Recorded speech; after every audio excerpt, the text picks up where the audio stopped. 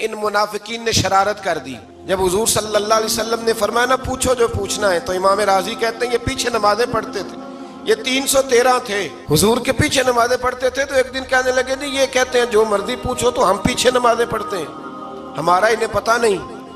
जब ये एतराज किया ना हुजूर के इल्म पर, आप समझ लें कि हुजूर के इल्म पर एतराज करना तरीका किसका है, तरीका किसका है हुजूर के इल्म मुबारक पर एतराज करना। कहने लगे पीछे नमाजें पढ़ते इन्हें पता ही नहीं। हुजूर ने फरमाया मेरे इल्म पर एतराज करते हो? 70 बंदे नाम लेकर और वल्दियतें लेकर, बल्कि बहुत सारे ऐसे थे जिन्हें कन्फर्म हो गया कि वल्दियत असल में है क्या, उन्हें तय हो गया। हुजूर के बेअदब के लिए ये तय करना भी मुश्किल होता है ना, तय हो गया कि वल्दियत है क्या। 70 बंदे नाम लेके हुजूर ने मस्जिद नबी से निकाल दिए। फरमाया या फलां बिन फलां कुम फखरुज फइन्नका मुनाफिक, ओ फलां के बेटे फलां खड़ा हो जा, निकल जा, तू मुनाफिक है। हुजूर ने 70 बंदे निकाल दिए। अब 70 बंदे इकट्ठे गली में निकले तो रश तो पड़ जाता है ना। हजरत उमर फारूक लेट हो गए, जुमे में आ रहे थे, इनको जाते हुए देखा तो उमर फारूक फरमाने लगे जुमा हो गया है। तो एक मुनाफिक कहने लगा था कि नहीं हुजूर ने निकाल दिया। तो अब्दुल्ला बिन अबी सलोल जो इनका सरबराह था ना, वो कहने लगा चुप कर। हजरत उमर से कहने लगा हाँ जी हो गया है। वो भी कहने लगा था नहीं हुआ, हमें निकाल दिया गया है। तो ये सरदार बोला, कहने लगा हो गया हो गया। हजरत उमर कहने लगे चलो जुमा हो गया, तुम जाके अंदर हुजूर की जियारत ही कर लेता हूँ, लेट तो हो ही गया हूँ। हजरत उमर अंदर चले गए तो पीछे से वो मुनाफिकीन अपने सरदार से कहने लगे कि 2 मिनट में उमर को पता चल जाएगा कि तुमने झूठ बोला है, उमर को जाके पता चल जाए। कहने लगा बड़े पागल हो, मैंने तुम्हारी जान बचाई है, नबी पाक ने तो मस्जिद से निकाला है ना। तो उमर को पता चल जाता ना मुनाफिक है, तो अबू बकर भी मस्जिद में थे, अली भी मस्जिद में थे, उस्मान भी मस्जिद में थे, बचाने वाला ही कोई नहीं था। उमर ने तलवार लेके तो दुनिया से ही निकाल देना था। तो मैंने जान बचाई है, आप जाएंगे ना अंदर तो हुजूर ठंडा कर देंगे, फरमाएंगे चलो मैंने निकाल जो दिया है। अल्लाह ने काफिरों को ये कहा अगर मुकाबला नहीं कर सकते तो फिर अल्लाह से डरो, वरना दोज़ख में डाले जाओगे, वो जिसका ईंधन आदमी और पत्थर है, और बनाई भी काफिरों के लिए गई है। उइद्दत लिल काफिरीन, जहन्नम किसके लिए बनाई गई है? काफिरों और मुनाफिकों के लिए। मुसलमानों के लिए बनाई गई, मुसलमान मर्जी से छलांगे लगाएं तो इनकी मौज है, वरना इनके लिए जहन्नम, इनके लिए अल्लाह ने जन्नत बनाई है। मुनाफिक इसको कहते हैं, मुनाफिक उसको कहते हैं जो जुबान से तो दावे ऊंचे ऊंचे करता है ईमान के, लेकिन उसके दिल में ईमान मौजूद नहीं होता। आप हैरान होंगे, यहीं पे बात को जरा गौर से समझे कि मोमिनों का जिक्र 5 आयात में और कुफार का 3 आयात में, पक्के कुफार का, और मुनाफिकीन के लिए अल्लाह ने अगले ही रुकू में 13 आयात बयान फरमाई। 13।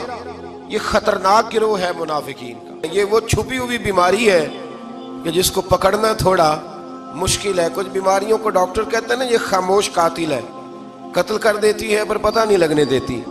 इसी तरह मुनाफिकीन का टोला है। कुरान मजीद कहता है इन मुनाफिकीन के बारे में, वमिनन नासी मन यक़ूलु आमन्ना बिल्लाहि व बिल यौमिल आखिरि व मा हुम बिमुमिनीन।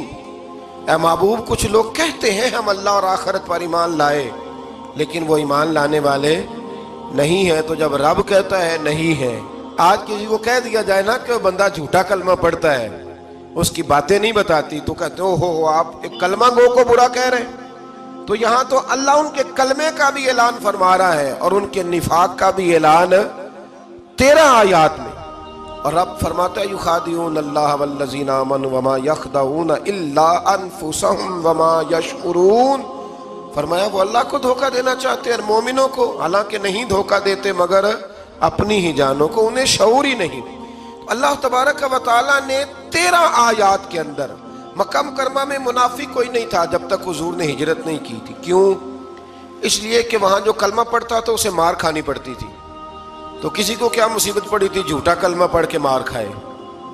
मदीने में जब इस्लामी हुकूमत कायम हो गई ना, तो कुछ लोगों ने इस्लामी हुकूमत से फायदा लेने के लिए झूठे मूठे कलमे पढ़ लिए, अंदर कुफर रखते थे, ऊपर से इजहारे इस्लाम करते थे। तो रब फरमाता है कि इनका ये ईमान काबिल कबूल नहीं है।